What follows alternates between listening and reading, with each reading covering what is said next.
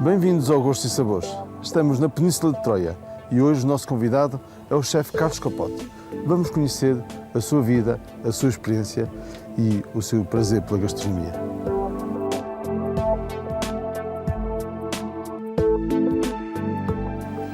O nosso convidado de hoje nasceu aqui bem perto, na costa da Caparica.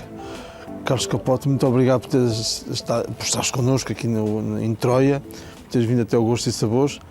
Nasces na costa da Caparica e começas aí exatamente a tua vida profissional. É, praticamente, mas de qualquer maneira eu é que tenho que te agradecer o estar aqui contigo nesta linda terra que é a Troia e muito obrigado por me teres proporcionado este momento. Quase vizinha, não é? É verdade, quase vizinho. O meu percurso começa efetivamente na costa quando eu abri o Capote no ano de 69, que era uma tasquinha a vender caracóis, bifanas, pregos, cachorros, chouriço assado, umas cadelinhas e uma sopa, havia sempre uma sopa. E depois tentei sempre melhorar e fui aprendendo, sempre fui um autodidata. O seu gosto pela cozinha nasce na infância? De infância, porque os meus pais sempre estiveram ligados à hotelaria. O meu pai teve um restaurante na Covilhã, que era o ex-café central, uma pessoa muito conceituada ali, Sou Poderoso, chamava-se, e por conseguinte eu fui criado sempre no meio desse ambiente de tachos e panelas, percebes? E depois, como fui um péssimo estudante, um cábula tremendo, nunca quis praticamente estudar, e então tive que me lançar a alguma coisa, então atirei-me com pés e cabeça à hotelaria. E começas com essa tasquinha, não é? Absolutamente, e o meu pai e a minha mãe. E aí que te começas a lançar para novos projetos que depois vão surgindo. No Capote, que foi um restaurante de muito sucesso, até aqui há uns anos, porque quando se começou com uma crise, a crise não é só de agora, as crises já são. Nós já vivemos em crise há quase 900 anos. E sabes que eu ali naquela minha terra, eu não podia ter um restaurante com produtos frescos, e tu sabes dar valor a isso, só para trabalhar ao fim de semana. Depois, durante a semana, e quando eu deixei de ter o apoio da cintura industrial de Almada, que eram as pessoas que efetivamente gastavam dinheiro, quando deixaram de poder utilizar os cartõezinhos que as firmas lhes davam, claro, eu comecei a levar pancada e então já tinha uma pastelaria a funcionar com muito sucesso e aumentei o restaurante para pastelaria. Uma pastelaria que criou um doce que era o Claudinos ao Capotes e que tem uma fama... O professor Helder Pacheco diz que as tradições criam-se e tu criaste uma tradição, é verdade, a tradição dos Claudinos. A tradição já estava, Capotes. Eu não criei, eu fui repescá-la, a verdade é essa, percebes? E divulguei-a como ninguém a divulgou. Mas o que ficará para a história são os praia, Claudinos do Capote. Claro. Na Praia da Vitória, nos Açores, na Feira de Gastronomia, que é uma feira fantástica, que eu fiz parte da direção da parte de gastronomia da feira, porque antes de eu ir, toda a gente havia restaurantes com os mesmos pratos, e eu cheguei lá, defini por regiões. Se o meu amigo é do Algarve, faz pratos do Algarve, se é do Alentejo, faz pratos do Alentejo, para não haver liga. E nós tínhamos lá uma pastelaria sempre a funcionar, e aí bateram-se recordes, dias de 3.500 Claudinos.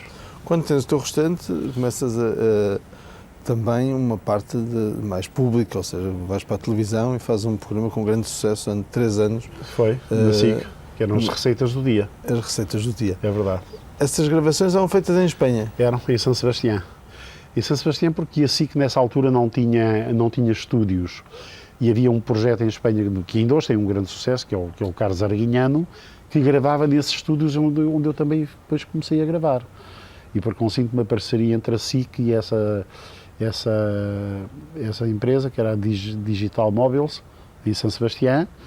E foram 3 anos ou 4 maravilhosos, um pouco cansativos, mas que deu-me um conhecimento da cozinha vasca e criei grandes amizades no País Basco, que hoje são visita da minha casa e eu continuo a visitá-los também. Depois vens para a RTP Internacional. Sim, para a RTP Internacional e depois... Sou como o frade, vou aos conventos onde me chamam, não é?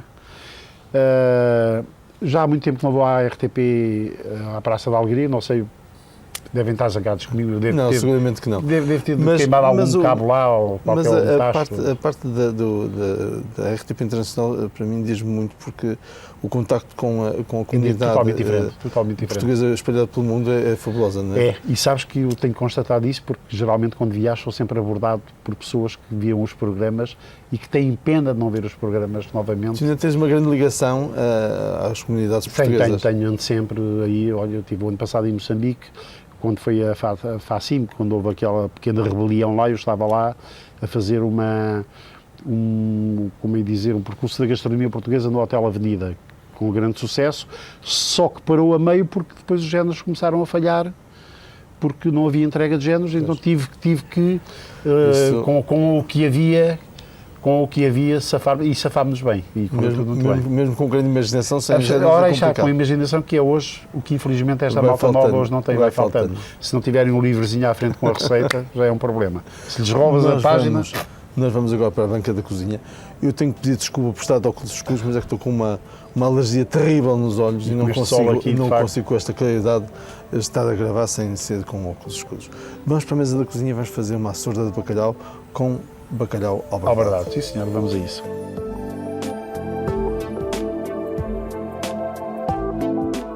E para prepararmos então a nossa açorda de bacalhau com bacalhau ao bardado, vamos precisar do bacalhau, o bacalhau que foi escalfado em água e que guardamos a água para utilização para a preparação da açorda, cerveja, azeite, pimenta, 3 tipos de ervas, salsa, coentros e cebolinho, cebola, tomate, pão alentejano, sal, ovos e farinha.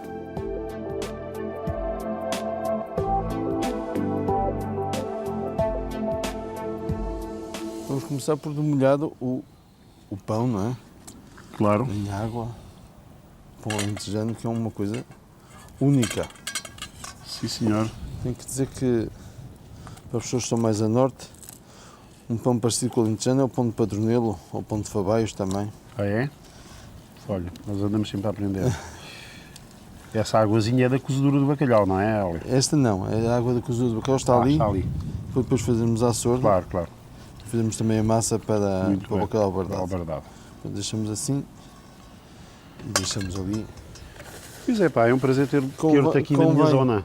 Convém que o pão seja, de facto, pão feito com pisco e não com fermento de padeiro, que esse é que faz toda a diferença da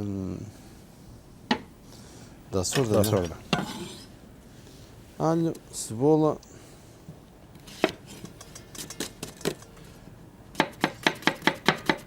Nós- Mas agora já quase te reformaste, embora da cozinha a gente nunca se reforma, não é? Não, a gente nunca se olha. Olha, ainda ontem estive a cozinhar para uns amigos meus, 25 pessoas lá em casa, num jantar, uma degustaçãozinha, com 4 pratos, foi uma maravilha. E sabes que eu se estiver mais que um dia sem cozinhar, nem que seja em casa. Claro.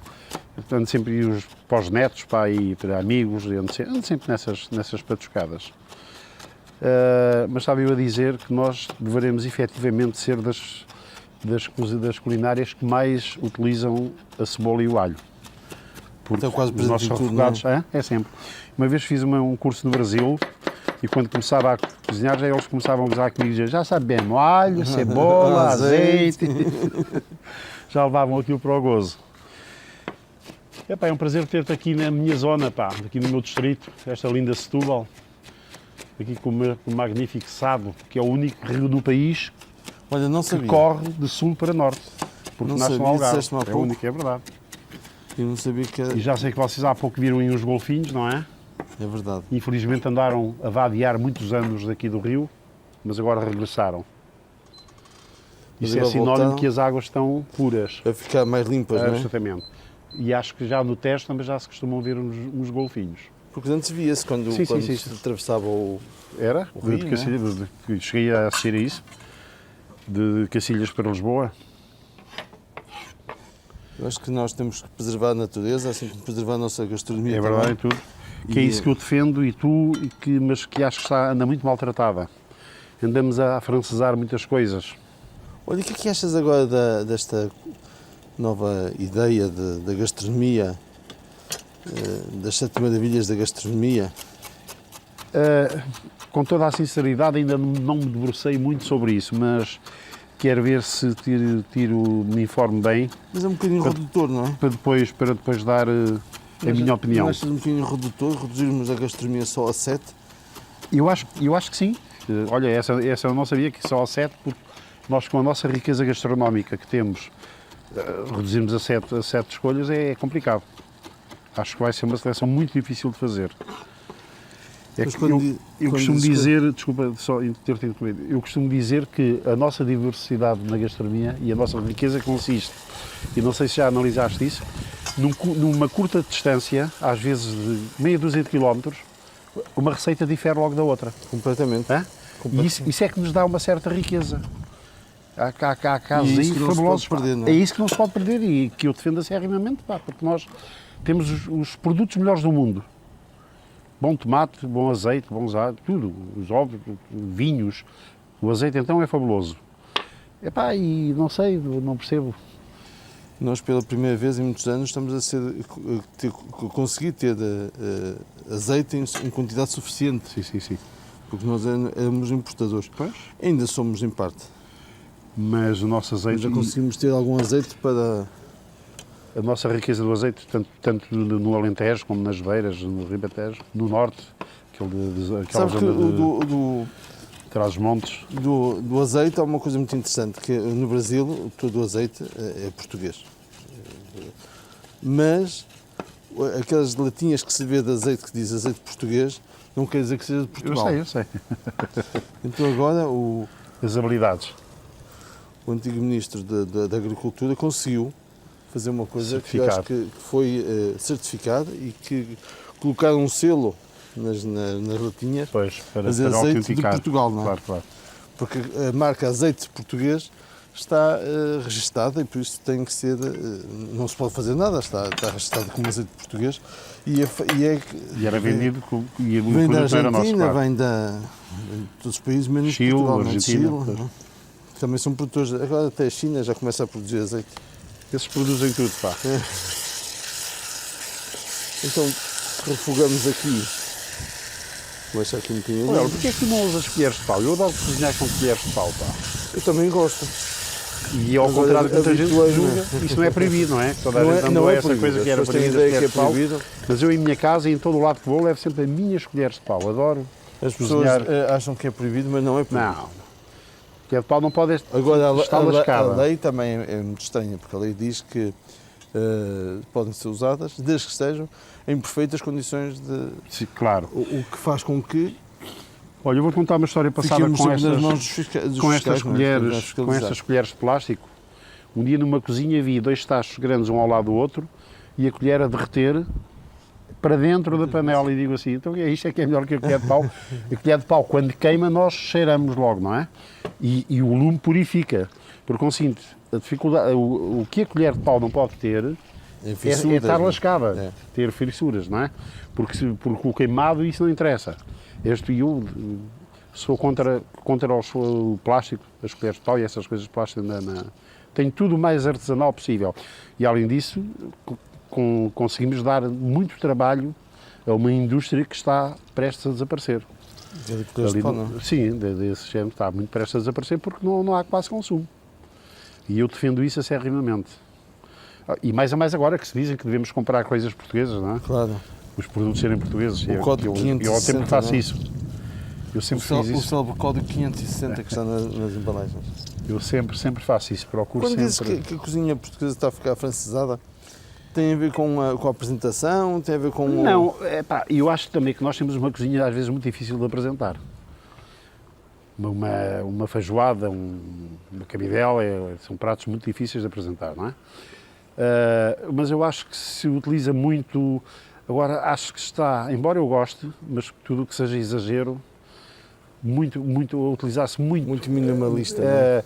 as ervas aromáticas, porque eu acho que é bom que se usem, mas não em demasia, porque isso altera completamente o paladar das coisas, não é? É, mas isso Sendo em exagero, vai alterar completamente o paladar do... Não, é como... eu digo muitas vezes, o pimento é ótimo, mas o pimento tem que ser usado em quantidade certa. Os coentros são ótimos, mas um toque de noz moscada, não por aí, tudo tem conta, peso e medida. O cravinho, não é? Porque eu acho que as ervas, as especiarias em excesso servem para tapar os produtos quando estão maus.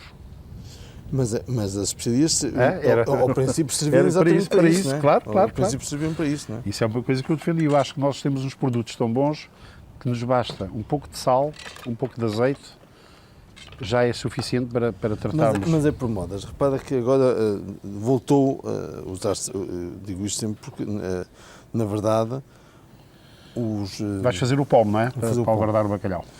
as ervas aromáticas não apareceram agora, não é? Então, nós é que as trouxemos. Sempre não é? existiram, não é? Sempre. Agora, E fomos as, nós as especiarias deixaram de ser usadas e começou-se a usar mais ervas. Mas daqui a uns tempos vai-se usar outra vez as especiarias. São com modas, mais, não é? Como as roupas, não é? É como as roupas. Os paladares. Nós vamos usando. Ainda há pouco falávamos de coisas que deixam-se de consumir. Por exemplo, eu lembro que em Matosinhos consumia-se, usava-se a sardinha quando é muito fresca, crua, só com azeite Sim, pois, claro, como a anchova, com os filetezinhos de Exato. anchova.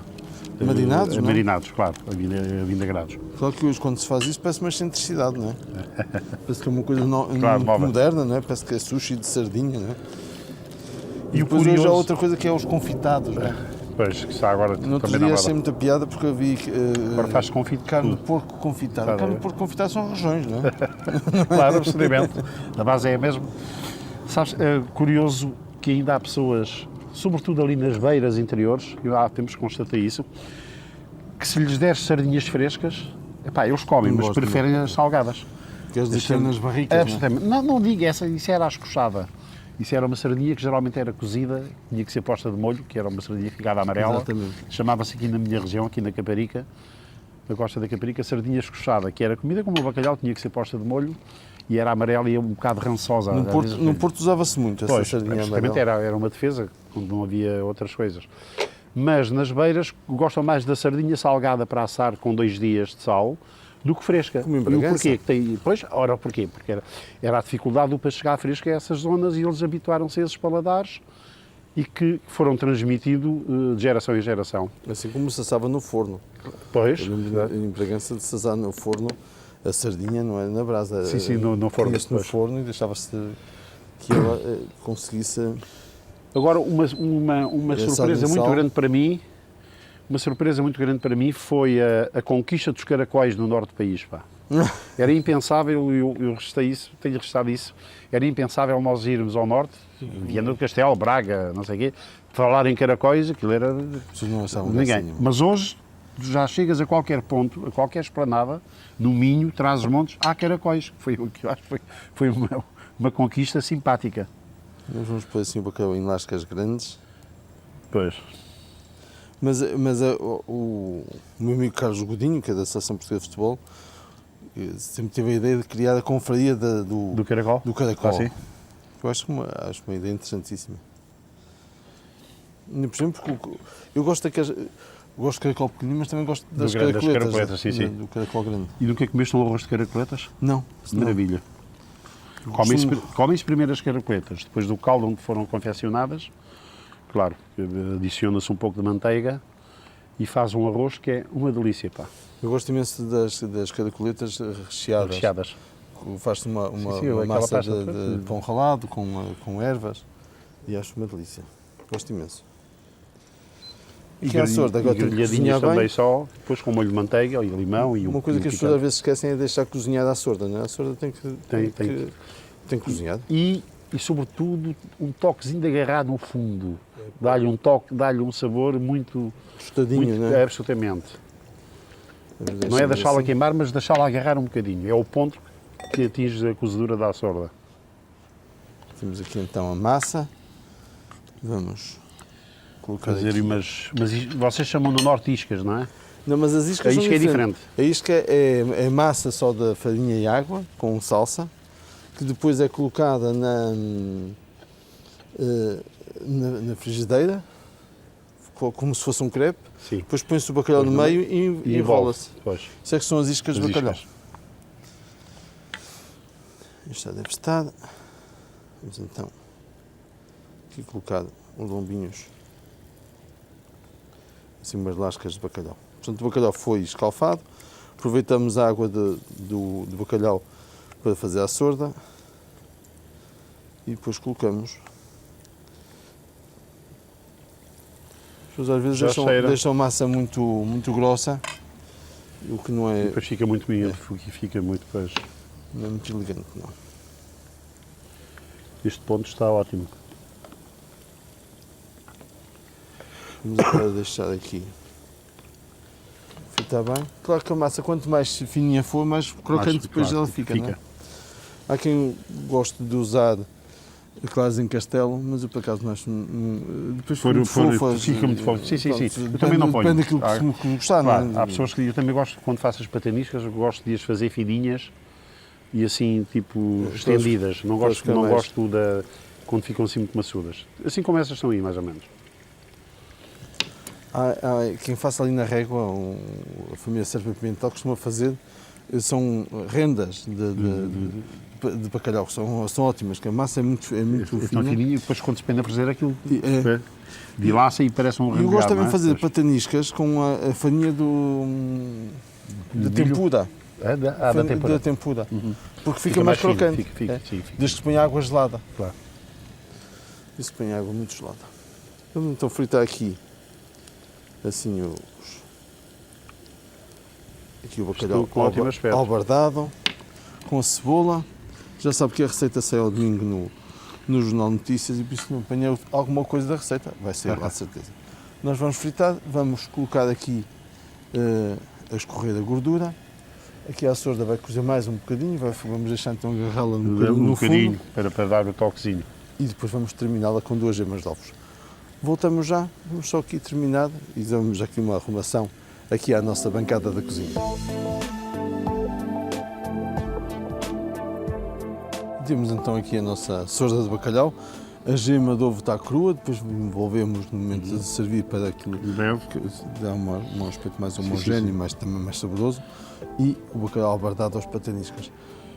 A nossa cozinha portuguesa é isto, temos que a tratar depois com muito carinho e sobretudo depois dar-lhe uma roupagem que muitas vezes passa pelo material, pela louça, e não passa tanto por diminuirmos as quantidades e colocarmos num prato muito grande. Nós vamos continuar a conversa, não aqui, mas noutro espaço, aqui em Troia, no Troia Resort. Que essa sorda também iria maravilhosamente com os queirapauzinhos fritos ou umas pingas Muito aqui, bem. apanhadas Sim. aqui no estuário aqui do Sado, não é? Sem dúvida.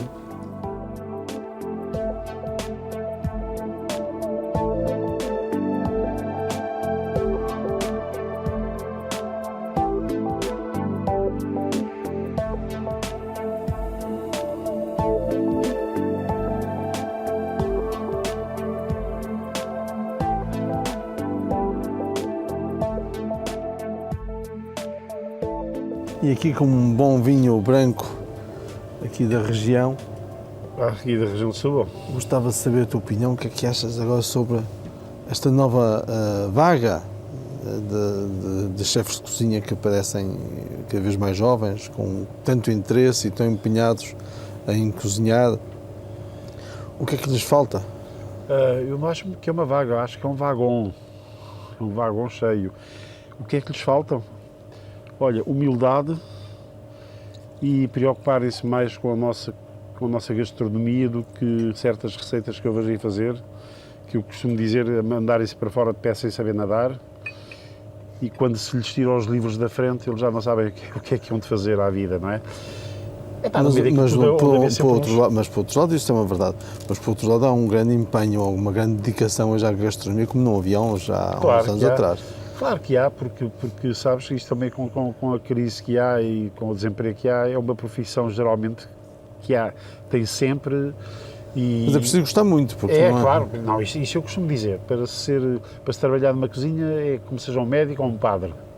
É quase um sacerdócio. É um sacerdócio, temos que nos dedicar de alma e coração, porque em termos de horários nós andamos sempre ao contrário dos outros, vida familiar é o que tu sabes, por conseguinte é preciso gostar-se muito, e eu costumo-lhes dizer que quem não gosta, que não siga, que não se ande a enganar ele próprio e a tirar lugar a outros que às vezes gostariam de desempenhar essas funções e não têm as oportunidades precisamente porque... Tu agora, como avô que és, tens mais tempo, porque estás mais livre, não é, do que quando eras pai. Gostavas que os teus netos seguissem um dia a tua profissão? Se quiserem, por que não? Acho que é uma profissão linda, é um escape. A pessoa quando está a cozinhar esquece dos avisos das finanças, pá, esquece de todas estas tropelias todas porque vamos passando. Eu acho que sim, que se gostarem, porque não, acho que é uma profissão linda e cada vez mais valorizada, não é? Cada vez mais valorizada e é uma profissão que sobretudo dá prazer às pessoas Absolutamente. e dá alegria. E dá alegria é quando nós partilhamos e fazemos a felicidade dos outros também, é isso que eu ia nos dizer. sentimos felizes. É isso. Olha, Hélio, à tua um prazer. saúde, À tudo nossa bom. e à de todos os E portugueses. nós ficamos à espera do próximo programa, por Portugal, com certeza, com a gastronomia e sempre apelando ao prazer da boa mesa. À sua saúde.